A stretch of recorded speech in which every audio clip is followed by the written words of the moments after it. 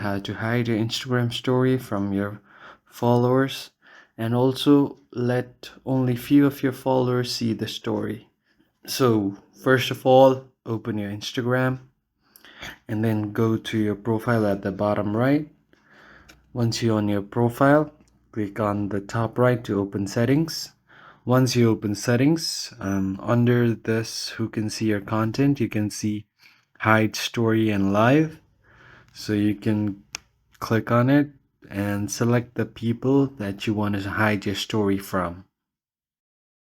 After you do this, the chosen people will not be able to see any of your stories unless you remove them from this option.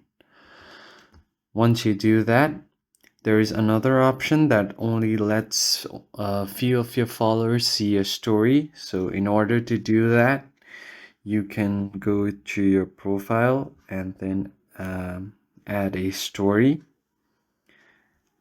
This at the bottom in the green option, it says close friend. If you long press on this, you can choose few of your followers to see your story.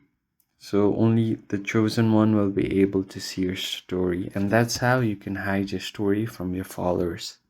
Thank you for watching.